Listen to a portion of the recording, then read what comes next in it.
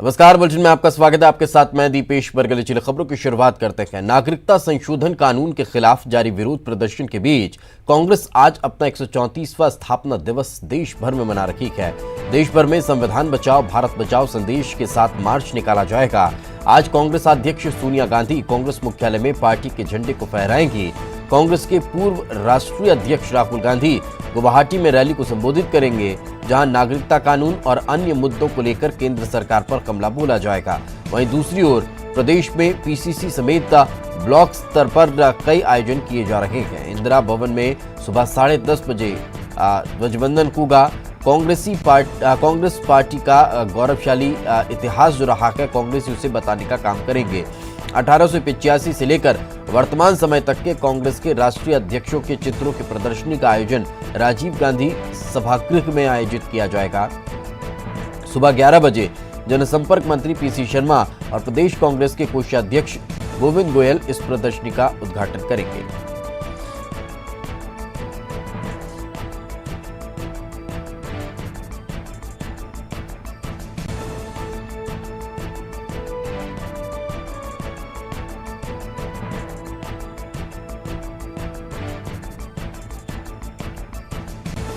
तो कांग्रेस का 134वां स्थापना दिवस आज मनाया जा रहा है। देश भर समेत राजधानी भोपाल और प्रदेश के तमाम ब्लॉक स्तर पर भी आयोजन किए जा रहे हैं। कांग्रेस इस अपने 134वें स्थापना दिवस के अवसर पर इन आयोजनों के जरिए केंद्र सरकार पर निशाना भी साधेगी। साथ ही साथ कांग्रेस के संघर्ष को भी आम जनता तक पहुंचाने का प्रयास किया जाएगा। पार्टी के स्थापना समय से लेकर अब तक की जो यात्रा कांग्रेस की रही है, उसे आम लोगों और कार्यकर्ताओं के बीच पहुंचाने का काम कांग्रेस के दिग्गज नेता करेंगे। राष्ट्रीय स्तर पर अगर बात की जाए तो सोनिया गांधी पार्टी मुख्यालय में ध्वजारोहण करेंगी। पार्टी का झंडा वंदन वहां पर किया जाएगा। गुवाहाटी में राहुल गांधी बड़ी रैली को संबोधित करेंगे। तो इसी तरह पूरे देश में प्रदेश मुख्यालय में प्रदेशाध्यक्ष ध्वजवंदन करेंगे और जिला मुख्यालयों पर जिला अध्यक्ष इस तरह से आयोजन में शिरकत करते नजर आएंगे।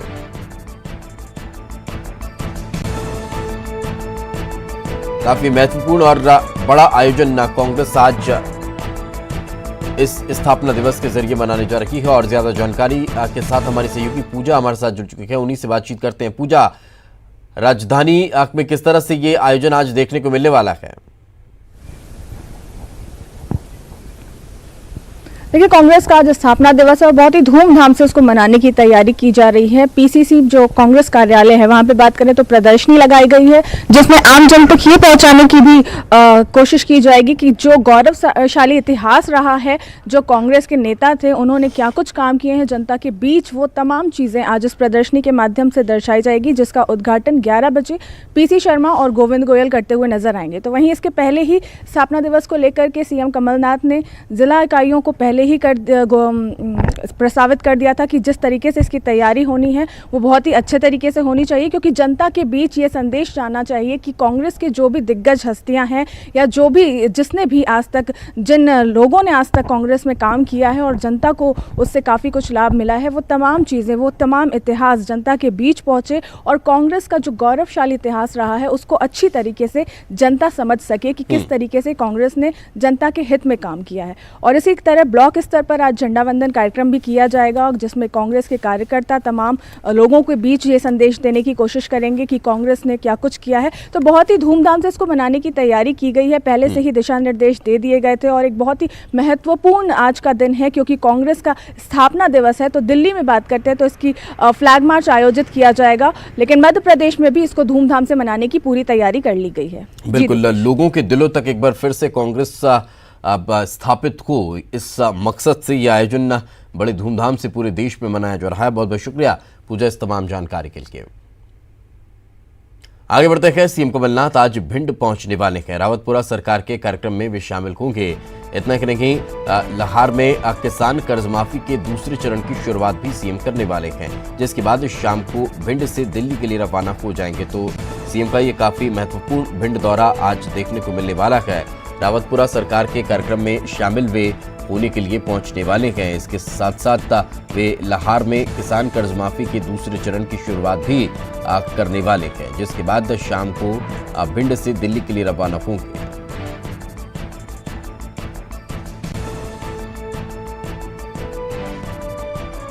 दौरे के दौरान कई महत्वपूर्ण कार्य यहां पर सीएम करने वाले हैं। सबसे बड़ा काम जो है वो आज रावतपुरा सरकार का जो कार्यक्रम पूना है उस कार्यक्रम में शिरकत करेंगे।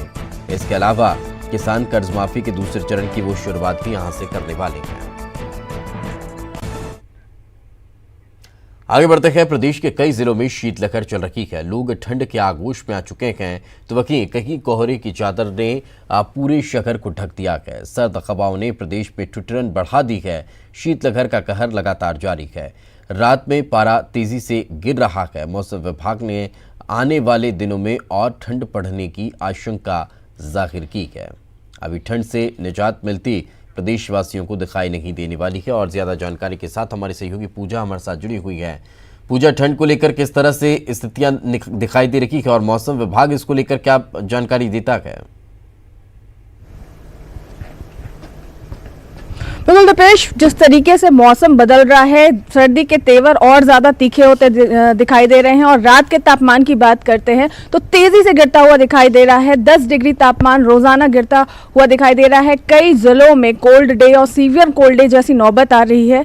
तो हम कह सकते हैं कि जिस तरीके से प्रदेश में सर्द हवाओं का कहर जारी है, लोगों को ठिठुरन महसूस होने लगी है और सर्दी का सितम लगातार पूरे मध्य प्रदेश में देखने को मिल रहा है, जिसकी वजह से लोग सुबह और रात के वक्त ज़्यादा ठंड महसूस कर रहे हैं, क्योंकि ये जो बर्फीली हवाएं हैं वो इसी वक्त ज़्यादा लोगों को परेशान करती है। मौसम विभाग ने भी अनुमान जताया है कि आने वाले दिनों में कड़ाके की ठंड और ज़्यादा बढ़ेगी। प्रदेश में शीतलहर का प्रकोप जारी रहेगा और इसी के साथ जो लोगों के बीच ठिठुरन का एहसास है वो और ज़्यादा बढ़ता हुआ दिखाई देगा। और ये जो तापमान में गिरावट चल रही है वो लगातार अभी और ज़्यादा गिरने के पूरे आसार हैं। तो आने वाले दिनों में हम कह सकते हैं कि फिलहाल लोगों को अभी इससे राहत नहीं मिलने वाली, क्योंकि मौसम विभाग ने और भी बताया है कि कई जिलों में पाला पड़ने तक की आसार और बारिश की भी नौबत आ सकती है। तो जिस तरीके से पूरा सिस्टम प्रदेश में एक्टिव है, कह सकते हैं कि तापमान में अभी लगातार गिरावट और होगी और ये सर्दी का जो मौसम है और सर्दी का जो कहर है वो और ज्यादा लोगों को परेशान करता हुआ दिखाई देगा। चलिए, एक बात तो थोड़ी सी अच्छी है कि अभी स्कूलों की छुट्टियां चल रही हैं, तो बच्चों को सुबह सुबह परेशान नहीं होना पड़ रहा है इस ठंड में। लेकिन इसके अलावा अगर रैन बसेरों का जिक्र किया जाए, ठंड को लेकर और तमाम दूसरी व्यवस्थाओं का जिक्र किया जाए, तो क्या वो माकूल नजर आ रही है?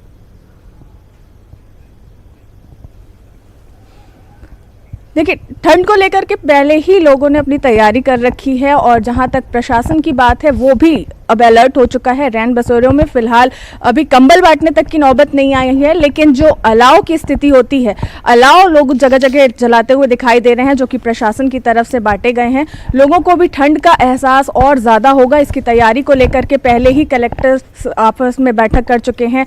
जो प्रबंधन है वो चाक चौकस हो चुका है और इसको लेकर के अभी पूरी तरीके से जो कार्य योजना बनाई जाती है वो बन चुकी है। अगर प्रदेश में ऐसी नौबत आती है तो सरकार अपनी तरफ से पूरी तैयार है, क्योंकि अभी नया साल भी आने वाला है और साल में किसी को कोई परेशानी ना हो, ठंड का सितम उन पर हावी ना हो, इस बात का सरकार पूरा ख्याल रखेगी। और तमाम चीज़ों को लेकर के कार्य योजना की और किस तरीके से कब वितरण करना है, इसकी एक पूरी टीम बैठी हुई है और जो पूरी लगातार बैठक करती हुई नजर आती है। जी चलिए, बिल्कुल, बहुत बहुत शुक्रिया इस तमाम जानकारी के लिए। तो जैसा कि हमारी सहयोगी बता रही है कि ठंड को लेकर व्यवस्थाएं भी अब दुरुस्त दिखाई देती है। आगे बढ़ते हैं। दमोह में मासूम की पिटाई मामले में सीएम कमलनाथ ने ट्वीट किया है। सीएम ने ट्वीट में लिखा है कि हैवानियत भरी घटनाएं बर्दाश्त नहीं की जाएंगी।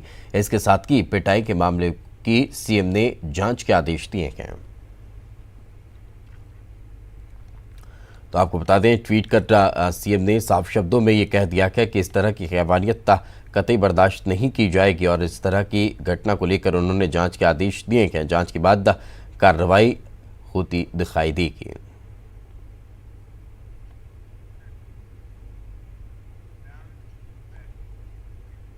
प्रदेश सरकार में कैबिनेट मंत्री ओमकार मरकाम यातायात नियमों की धज्जियां उड़ाते हुए कैमरे में कैद हो गए। दरअसल मंत्री जी बिना हेलमेट लगाए हुए शहर की गलियों में बुलेट का लुत्फ उठा रहे थे।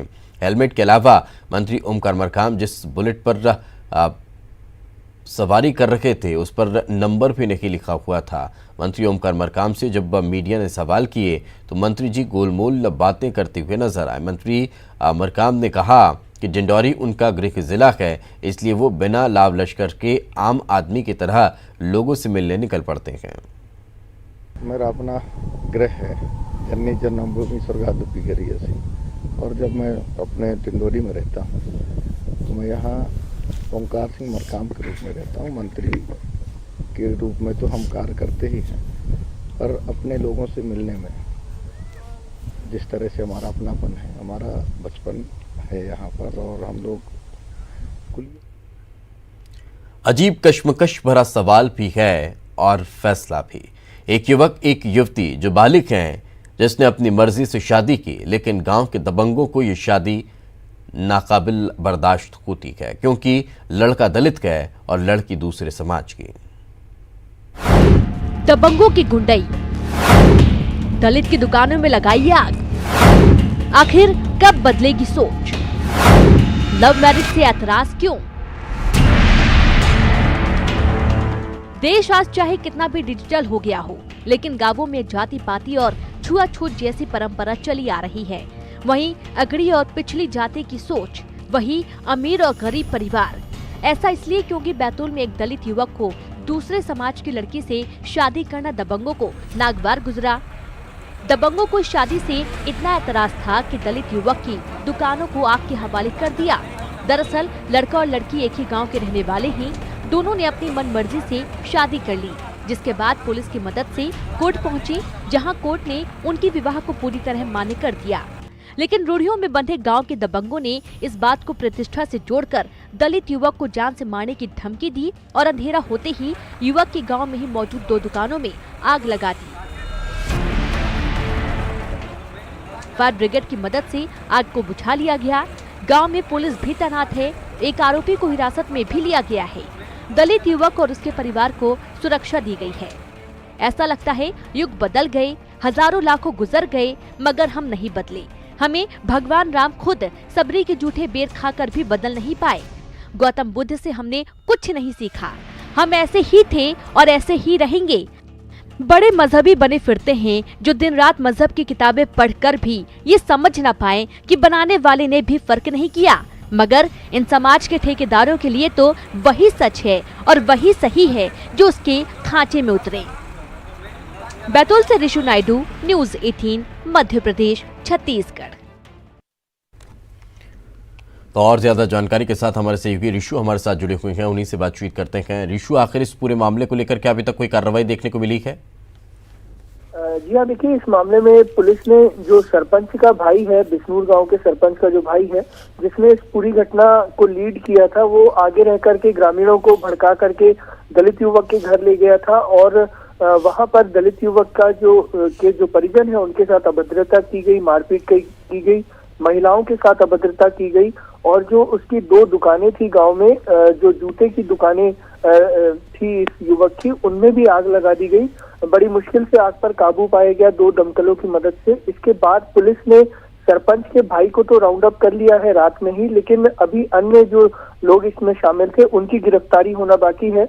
वहीं जो दलित युवक है उसका परिवार काफी डरा हुआ है क्योंकि उन्हें लगातार जान से मारने की धमकियां दी जा रही है, तो पुलिस प्रोटेक्शन भी उन्हें दी गई है। और जो युवक और उसके परिजन है उन्होंने मांग की है पुलिस से कि उन्हें लंबे समय तक पुलिस प्रोटेक्शन दी जाए जब तक ये मामला थोड़ा सा ठंडा नहीं हो जाता। लेकिन इस पूरे मामले से गांव में काफी तनाव का भी माहौल है और एक वर्ग संघर्ष जैसी स्थिति निर्मित हो गई है। ये जो लोग हैं जिन्होंने इस तरह की हरकत की है, इनके खिलाफ कार्रवाई तो कहीं ना कहीं होती दिखाई देगी, क्योंकि एक शख्स को, जैसा कि आप बता रहे, हिरासत में लिया गया। क्या क्या राजनीतिक संरक्षण इनको प्राप्त था किसी तरह का? जी हाँ, देखिए, ये कहीं ना कहीं से राजनीतिक दलों से भी जुड़े हुए बताए जा रहे हैं। हालांकि अभी इस विषय पर कंफर्मेशन होना बाकी है, लेकिन ये बताया जा रहा है कि काफी प्रभावशाली लोगों के संपर्क में सरपंच और उसका भाई है। इस मामले में पुलिस कार्रवाई जरूर करेगी क्योंकि काफी संवेदनशील मामला और जिस तरह का माहौल अभी चल रहा है उस बीच इस तरह की घटना होना पुलिस के लिए और प्रशासन के लिए भी एक बड़ी चुनौती बन सकती है। इसलिए पुलिस का ये कहना है कि इसमें सख्त से सख्त कार्रवाई करने की पूरी कोशिश की जाएगी। चलिए, बिल्कुल, बहुत बहुत शुक्रिया इस तमाम जानकारी के लिए। शिवपुरी में एक नाबालिग के अपहरण और दुष्कर्म का मामला सामने आया है। मेडिकल जांच में लड़की की प्रेगनेंसी भी सामने आई है। वहीं इस मामले में चौंकाने वाली बात यह है कि बलात्कार का आरोपी एक युवक के साथ लड़की के जीजा पर भी लग रहे हैं, जो बैराड़ थाना प्रभारी हैं। पुलिस पर थाना प्रभारी को बचाने का आरोप लगा है, जबकि दूसरे युवक पर मामला दर्ज किया गया है। दरअसल करीब 4 महीने पहले एक नाबालिग छात्रा अचानक गायब हो गई थी, जिसके बाद परिजनों ने पुलिस को जानकारी दी और मदद की गुहार लगाई, लेकिन न पुलिस छात्रा को नहीं ढूंढ पाई। बीते बुधवार को पीड़ित छात्रा के पिता को फोन पर सूचना मिली कि टीकमगढ़ में चितराम नाम के युवक ने नाबालिग को जबरदस्ती अगवा कर रखा है। सूचना मिलती ही पीड़िता के पिता फौरन कुछ लोगों के साथ टीकमगढ़ पहुंचे और वहां से पीड़ित छात्रा के साथ साथ चितराम को भी पकड़कर पिछोर थाने लेकर पहुंचे, जहां उसे पुलिस के सुपुर्द कर दिया गया है। फिलहाल पुलिस का कहना है कि मामले में जांच टीम गठित कर दी गई है, जो जांच पड़ताल में जुटी है। है इसमें एक लड़की गई थी और उस पर केस प्रकरण पंजीबद्ध हुआ था। कल वो लड़की रिकवर हुई है, उसके बयान वगैरह हुए थे कोर्ट में। कल शाम को इस तरह की बात आई है कि उसने कुछ इस तरह का आरोप कई वीडियो में क्लिप में बताया है। इसमें हमने इसकी निष्पक्षता और उसे जांच करने के लिए एक स्पेशल टीम गठित कर दी है, जिसमें एसडीओपी कोलारस अमरनाथ वर्मा और उनके साथ में सब इंस्पेक्टर शिखा तिवारी को नियुक्त किया है। इसकी अग्रिम विवेचना वही करेंगे और विवेचना में इनके बाकायदा पूरे कथन दिए जाएंगे, जो साक्ष्य मिलेंगे उस पर कार्रवाई। तो पुलिस सब गंभीर रूप से इस पूरे मामले में जांच पड़ताल की बात कह रही है। आखिर पुलिस भी संदेह के घेरे में है। बचाने का आरोप पुलिस पर भी लग रहा है। एक युवक का थाना प्रभारी पर रेप का आरोप है, तो युवक को तो पुलिस के सुपुर्द कर दिया गया, लेकिन जिस पुलिस वाले पर आरोप लग रहा है उसके बारे में अभी कुछ भी कहते हुए पुलिस बचने की मुद्रा में दिखाई देती है।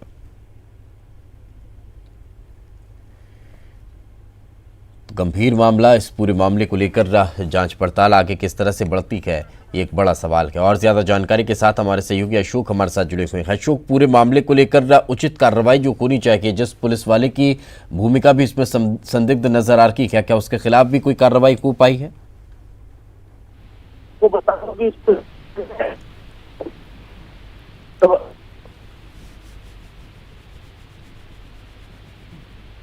अशोक, क्या मेरी आवाज सुन पा रहे हैं?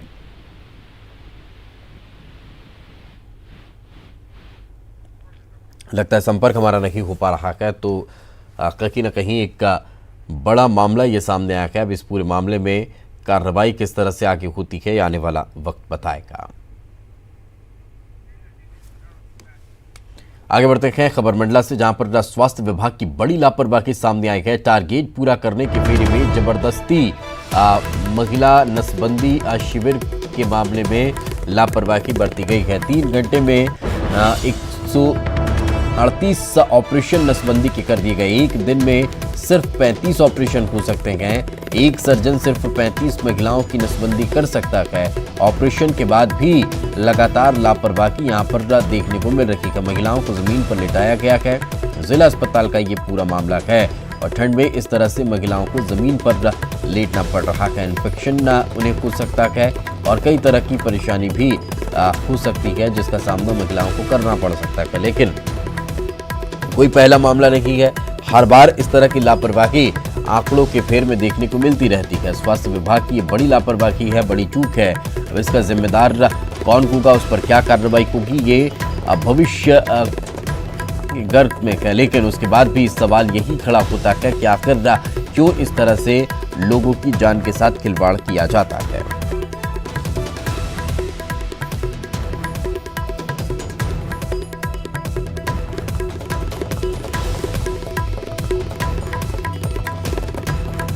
बड़ी खबर हम आपको बता रहे हैं, एक दिन में 138 महिलाओं की नसबंदी करा दी गई, जबकि 35 नसबंदी ऑपरेशन का ही नियम है। और ज्यादा जानकारी के साथ हमारे सहयोगी कृष्णा हमारे साथ जुड़े हुए हैं। कृष्णा, अब इसको लेकर, इस लापरवाही को लेकर जिम्मेदारी जो तय की गई है, उसके आधार पर कार्रवाई क्या देखने को मिली है?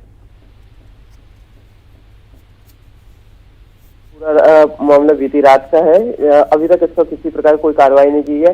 टारगेट पूरा करने के चक्कर में 3 घंटे में 138 महिला नशबंदी ऑपरेशन करके उन्हें बीच जमीन पर लिटा दिया गया है, जिसके बाद अभी तक इस पर किसी भी प्रकार की कोई भी कार्रवाई नहीं की गई है। दीपेश, तो ऑपरेशन को लेकर पहले से कोई तैयारी नहीं थी क्या? पहले से टारगेट नहीं था कि हमें कितनी महिलाओं की नसबंदी करनी है ताकि उस हिसाब से व्यवस्था की जाए?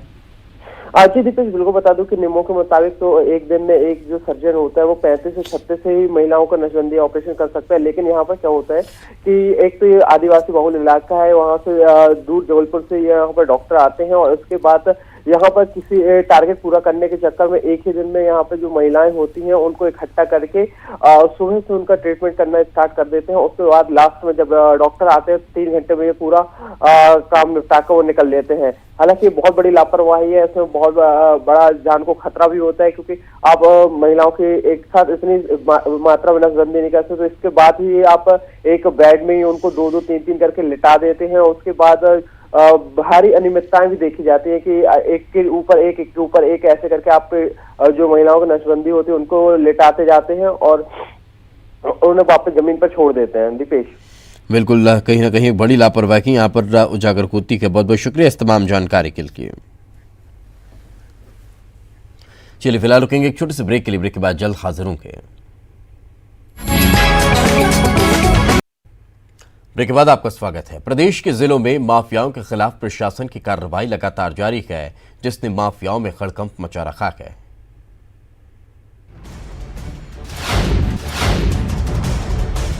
प्रदेश में प्रशासन ने सरकार के आदेश पर माफिया पर लगाम कसना शुरू कर दिया है। कई जिलों में जिला प्रशासन ने कार्रवाई की है। तस्वीरें बैतूल की हैं, जहां जिला प्रशासन ने रेत माफिया पर कार्रवाई की। प्रशासन ने रेत लदे 8 डंपर जब्त कर लिए। मंदसौर में अंतर्राष्ट्रीय अफीम तस्कर मोहम्मद शफी पर प्रशासन ने शिकंजा कसना शुरू कर दिया है। शफी के भाई अयूब पर जिला प्रशासन ने कार्रवाई की। अयूब के बहुमंजिला इमारत को प्रशासन ने गिरा दिया। शफी 1997 से जबकि अयूब 2011 से फरार है। बैतूल में ही कृषि विभाग ने खाद और बीज माफिया पर लगाम कसने की कोशिश की। यहां माहेश्वरी कृषि सेवा केंद्र की सभी दुकानों और गोदाम को सील कर दिया गया। बगैर बिल के यहां खाद की बोरियां रखी गई थीं। खाद की कालाबाजारी को रोकने के लिए कृषि विभाग ने कार्रवाई की। वहीं रायसेन के नूरगंज में फॉरेस्ट टीम को ग्रामीणों के विरोध का सामना करना पड़ा। टीम फॉरेस्ट एरिया के अतिक्रमण को हटाने पहुंची थी। ग्रामीणों ने यहां उत्पात मचाते हुए फॉरेस्ट टीम की गाड़ियां और जेसीबी को तोड़ने की कोशिश की। उग्र लोगों पर काबू पाने के लिए यहां हवाई फायर तक करना पड़ा। कुल मिलाकर माफिया के खिलाफ प्रदेश में मुहिम जारी है और इससे आम लोगों का भी समर्थन है। Bureau report, news 18। और इसी के साथ इस बुलेटिन में फिलहाल इतना ही। खबरें लगातार जारी हैं।